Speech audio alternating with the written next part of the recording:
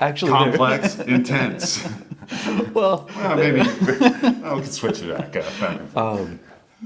well, to answer that question, intensity in most cases is going to be your preferred pursuit in training. But we should probably anchor this to something. Okay. And not just Float it out there in the ether. be too grouchy old All right, man. don't turn this off yet. These kids and the things they're doing with the kettlebells are shameful. Well.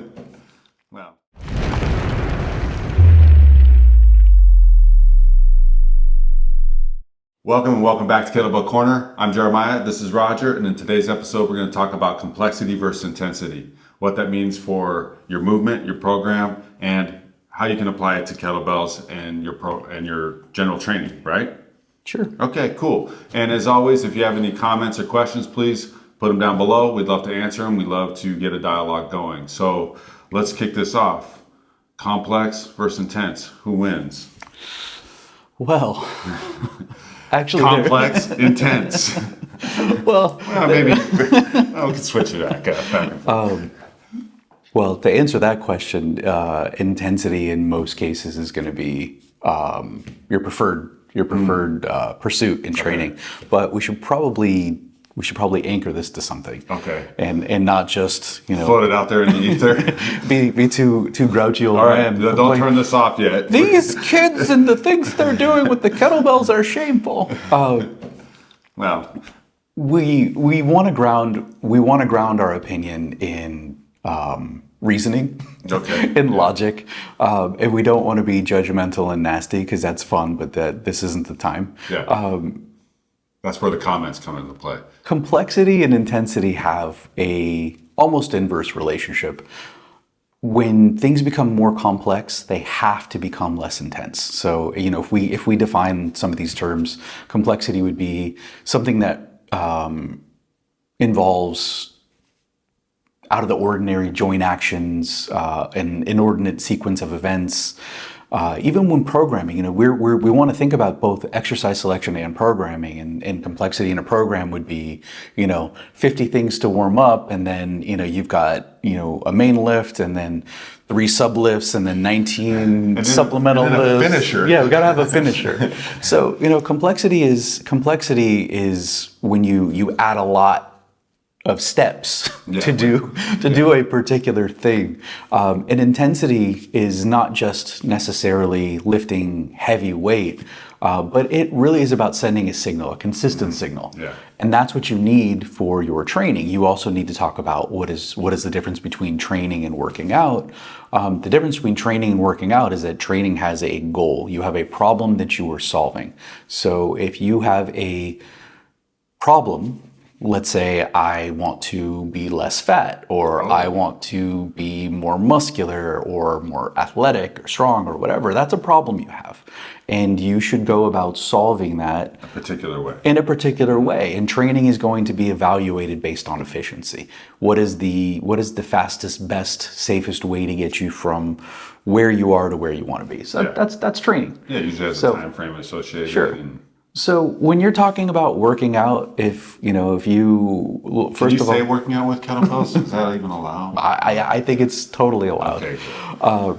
If you just want to grab some bells and do some things that are fun for you, cool. This is not a video for you. Yeah. This is about the idea that in order to train you and make you a more resilient and robust athlete, or in order to break you out of your seated posture and all the other bullshit that people tell you, you need to do very strange things with a kettlebell, and it just is not true. So first we need to talk about why that might be. And again, this is all going to come down to the idea that the more complex a movement is, the less intense it can be. Right. Okay. Would you say that's fair? Yeah, that's 100% fair. Okay. So 90% fair. Okay, it's 100% fair. So if we're going into this idea of intensity being the better thing, why do we want to start with intensity? Because you want to get there. You want it to happen, like you said, as efficiently as possible. So obviously, the more intense I make things, the quicker it's going to happen. Well, this ends up. This is where the conversation usually gets derailed, and people misinterpret intensity for, oh, I did, what's it, the swing challenge where you do 30,000 swings. Whatever. A month. Or something. Like that's not what we're talking about. Push-ups, 100 push-ups a day. That's not what we're talking about. Intensity is about signal sending. So we've got to send the right signal. It needs to be the right intensity, or your body won't change. You need a few things to make change happen. You need to send the right amount of stress in the right plane of motion, and that's where maybe some of the complexity comes in later. But you also need some recovery and nutrition and all that other stuff. All these things factor in. They do, but the intensity part is just sending the right signal in an adequate amount, and not more than you need, because we do both very firmly believe in the minimum effective dose. Like, do just enough to adapt, and then when that stops working, do more. Yeah, then you add on and see what happens. But the first part about intensity is really signal sending. And when you're starting off with kettlebells, you need to learn some basic things, and your simpler movements are going to be good to send the right signal. One, it's a lot easier to send proper signals with something like a squat than with a windmill. How many people have you seen execute a solid windmill in your first, few months of training with them? Zero. Okay. In fact, in the first few months, I'm not training them with windmills. Like, let's start with an even more complex movement, like a get up, and then be like, yeah, here we go. Yeah, and you can have a conversation. You can make the argument that, hey, get up is pretty complex. In fact, non-kettlebell people love to trash the get up. Like, it's the number one skill. Sons of bitches. It's the number one skill that I hear trashed by other people.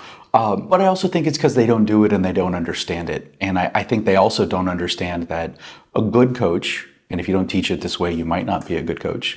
That's me being judgy. Is going to teach the get up in stages. And the beginning stages of get-ups are really pretty simple and kind of primal, like basic rolling patterns and how to shift weight. So those things are pretty basic and not super intense. But back to this whole idea of intensity, you're going to need to layer, you're going to need to send the proper signals. And you also need to remember, with the complexity piece, kettlebell skills as a modality are more complex than other skills. They're more complex than dumbbells. They're more complex than cables. The barbells, it's going to be a toss-up. Some yes, some no. Yeah, it just depends, like how good you are at them or what you're trying to do. And what movement, if you're trying to barbell snatch, that's going to be pretty complex. A kettlebell snatch is going to be more complex than a barbell bench press, but barbell snatch is a pretty complex movement. So the basics with kettlebells are already more complex. So you don't need more than that until you get good at it. Okay, so yeah, because remember, the clean is how you pretty much get into anything other than the swing for the most part. A get up aside, but you're not going to press unless you can clean it, and that requires some steps. It does. Even if you're two-hand cleaning it, it still requires some steps. You have to be able to move a certain way and position yourself to do that. Sure, and that gets pretty complex. Yeah. So the basic kettlebell skills are already there. So if we're going to start with intensity, just because we need to send the right signals, even to get you ready, let's say the goal ultimately is to move into either a very complex exercise program or a complex movement, we still need to start with intensity to make sure your body's ready to do that. Yeah. So practically, where would you start? Where would you start with these people? Well, first I would start with, can you move your body with just your body? Let's start there. Do you understand, we've talked about this before, is like, can you move your hips without your spine doing what it's not supposed to do? And can you squat? Can you hinge back? Can you even hold yourself in like a straight arm plank? Can get your arm overhead. Yeah. What does that even look like? And these sort of things, like when you start, just with general body awareness, then you can start to say, okay, well, let's add a goblet clean in there and see if you can hold it there. Now, can you squat with it? And then go on from there, obviously. So basically, starting with basic movement makes a lot of sense. You have to, before the tissue has time to adapt. I don't know if people have looked up different adaptation schedules. It's kind of neat if you're interested in training. But basically, how long stuff takes. How long does it take to see changes in muscle tissue? And I've seen ranges of like 4 to 18 weeks. How long does it take to see changes in connective tissue. Yeah, but I need to be shredded in 90 days, Roger. Well, the good part about doing things focusing on the right intensity, which does require more basic moves in the beginning, the good news is that you're going to get neurological changes quickly, and you'll get changes within. I've seen several hundred percent change in just doing one movement or a slight form adjustment, just because people have never done a movement before. Right. So you can get some pretty significant changes right away, just by dialing in the form. So that's certainly important. A thing that I think gets overlooked before people go into complexity, both of movements and of programs, is we need some basic tissue tolerance. Okay. The tissue needs to, you need to have time for the muscles to adapt, the soft tissue to adapt, the bone, all of these things need time for you to not just master the movement, but you have to be able to physically accommodate the load. Yeah. A lot of people will get just to the threshold where they can start a program, right? But they don't have the proper tissue tolerance to continue the program, right? So like maybe they have the weight, like, oh, says if I can lift this weight, then I can start this program. That's only a piece of it. You also need proper tissue tolerance, because if you don't, you're going to get maybe a week or two into this program and you're going to break down, because based on those adaptation schedules, you don't have time to actually adapt. Yeah. So you either have to repeat the first week over and over and over again, right? Vicious cycle. or wait, develop some reasonable tissue tolerance before you go into the more complex things. Yeah, stop trying to rush this. So what would you do? What would you do after that? So we've got some proper movement, we've got some tissue tolerance, and then. Then I'd practice. I would try to get good at these skills by adding more reps, building the capacity. And I think we talked about this, there's a mental and a physical aspect to this. Of course, anybody who's done kettlebells knows that there's a snatch test out there, it's 100 snatches in 5 minutes, and that's not something that's just going to come to you. You actually have to build the physical capacity and the mental capacity to be like, oh, I can handle this in this amount of time. And that's very intense. So once you get past the basic tissue tolerance to be able to do a program, the program itself with basic movements is going to give you the opportunity to start to develop the muscle tissue and start to develop, or I should say increase the strength, increase your overall capacity while you're actually practicing these movements and getting really, really good at them. There are not that many people who can really go deep into a lot of these movements. A lot of people, I see it all the time with clients and students. And it's like, oh, I did this, okay, I did my first snatch. What's next? I want to do the tactical snatch. Yeah. Well, actually, what is tactical? Okay. You just did your first snatch, kind of. Yeah. Let's keep doing that. But even if you know how to do it, you can still groove that pattern into your brain, and you can still build a lot of actual capacity, which is different than tissue tolerance. Tissue tolerance is just, do you have enough to get you in the door and work the program? And the program is going to get you closer to what it is you actually need, whether it's endurance, strength, hypertrophy, whatever your training goal is. Yeah. So this parallels really well what we start with our program, our programming, and that's the 151 method. Super simple. You want to explain it, or you want me to? We'll explain it together. Okay. So number one, first things first. Can you, execute one rep of it? Is it good? Is it a good rep? Can you do this one time, take a step back, and then repeat it one time and kind of just get, I guess that's going to be that proper movement aspect. And a little bit of tissue tolerance. Sure. Right? And to be clear, though, the one is actually one rep. Yeah, we focus on our units within our programming at one rep at a time. Yeah. So yes, there's some of the tissue tolerance, but the cool thing about using one is you not only have the ability to use this in the very beginning. So the person who's never done a snatch before, can you actually do a snatch now? Okay, but also somebody who, let's say you're going into a press and you're trying to build your press higher. Well, this is a fundamental unit of getting stronger. You need to lift heavier things. So maybe you don't necessarily you don't necessarily go after your biggest bell, but you do need to go higher and higher. So at some point you'll want to do singles of a bell that's at or near your max. So this is where you can use that one. And this is really about learning. This is about neurological strength and mastering movements. And you will get some tissue tolerance here too. And so you go into 5 next. Is that 5 reps? Well, sort of. It's like we use a ladder style. So you're building up a ladder, and you can look this up, but it's essentially increasing 1 rep per rung. So 1, 2, 3, 4, 5 is 1 rep, 2 rep, 3 rep, and so on. And here you're getting a chance to practice it repeatedly. So can you string that one movement over and over in a good pattern, and then you're going to ultimately begin building more strength and more proficiency in the movement that you're doing at that point. Yeah, and you'll start to really get a lot more tissue tolerance too in this section. Not uncommon to see muscle growth and people just feeling all around better. Yeah. And then that leads you to the last one, and usually we do this. The one is actually not 1 rep, but 1 minute, and we will use the minute or some sort of time or rest variable in order to do. Let's say we're doing swings, for example.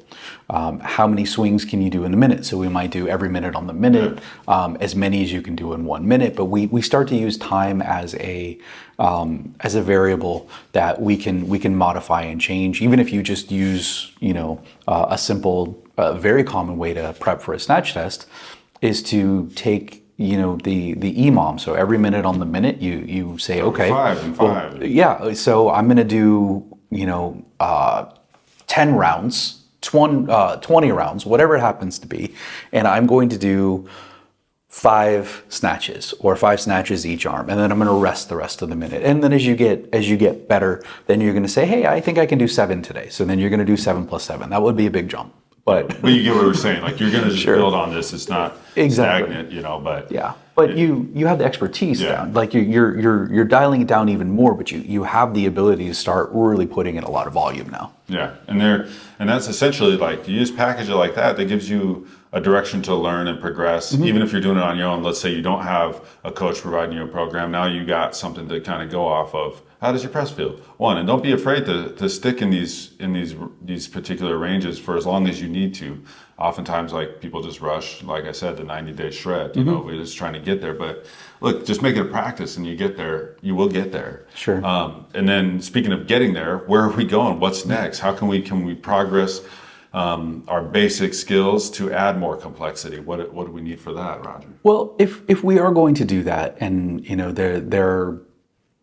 there's a lot of interesting dialogue about this idea of complexity and intensity, and some people, and I fall more toward this camp. I won't rule things out, but I fall more toward the camp that when you're moving heavy things, when you're using load, you should use load as load, meaning you're lifting heavy things. So lift heavy things, keep it relatively basic. And if you require complexity in your movement, which is usually for some sort of hobby or athletic endeavor, then practice that, and that's usually what you'll get. Now, if you let's say you do find yourself in a particular position. I know there's some cool modalities out there where people are getting injured at kind of like an end range, but that's a lot more tissue prep, and that's a lot more that's kind of a different thing. You don't usually do a ton of load with those things. But anyway, let's say you do want to add some complexity to your movements, and sometimes I will actually do this with students. For example, if I can't get somebody heavy over one leg, when they're snatching, if their one snatch is not as great as the other. I really only use two patterns, which is an offset pattern and a traveling pattern. A lot of people say, oh, well, there's no rotation in kettlebells. Well, that's BS, but we'll go on that. that is a fundamentally stupid position. The idea that there is not rotation in a one-arm kettlebell swing is just flat out dumb. There's no thought involved in that position. Just because you're not spinning all the way around doesn't mean there isn't rotation. There's degrees to this. There's a ton of rotation involved, and if you do want to get some kind of crazy rotary action, then be my guest. But the rotation is going to happen. You can make it happen more with an offset pattern. So a split stance, or you're not going to see a ton of one-legged kettlebell stuff. I've seen people wanting to do like a step up onto a step kind of thing. So maybe that would be one-legged, but it's still going to follow the basic pattern. The skill is going to be the same, but you're going to change your footprint a little bit. So one foot will be maybe a little bit forward, or it'll be very forward. They'll be staggered. They'll be split in some way. And then from there, if I need to progress, then I will do a traveling pattern. And traveling patterns can be really solid for you to feel how to shift weight. If I can't, let's say if I'm doing a snatch and I'm stepping forward, if I can't get my weight where I need to, I can't physically step forward. So that can be instructive. Will it be more instructive in terms of, tissue capacity? Probably not. But it can be neurologically beneficial, and you can learn some things. So these patterns, to me, kind of fit into a place where it's like, okay, this is neurological.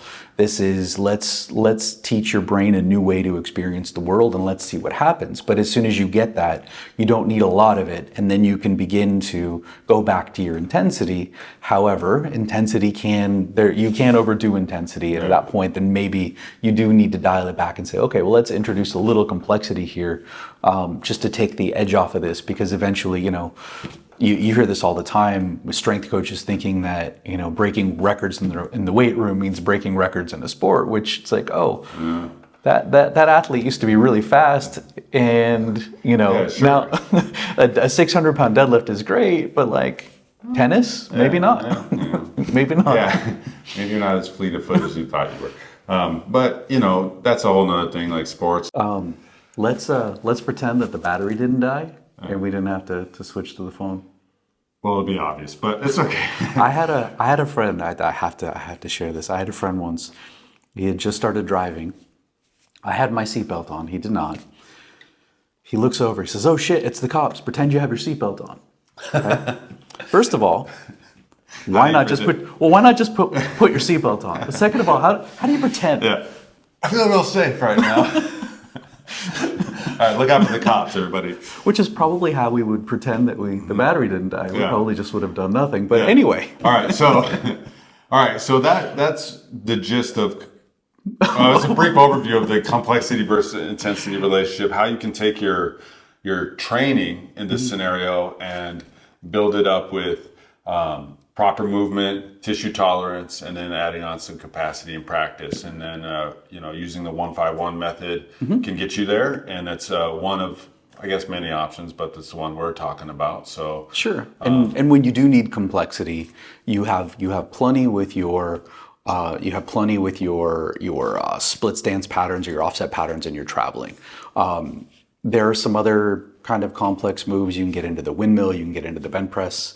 Definitely some utility there, but way too long to get into now. And you can even go deeper on these basic skills and really start to analyze your form and your technique and be like, oh, cool, I actually can wait a little longer. Remember, timing is everything in the kettlebell skills. Sure. And you can change your area of focus to make things more complex. For sure. So, anything else? Are you going to put the programming and stuff in the newsletter with the other video on the 1-5-1? Yeah, we'll put the 1-5-1. If you subscribe to our newsletter, if you download the Bells app, you create a login, you're subscribed. Yeah. And it's a very simple thing to do. It's available on iOS. And if not, go ahead and hit up theironrevival.com and sign up there. And you get all this stuff right to your inbox for free. Oh, that's exciting. Every week, without fail. Right? I never open the newsletter. Yeah. I know what it says. You should open it though. Okay, anyways, that's all. That's all. Get him off camera. Yeah, stay strong, everybody. You're killing the brand.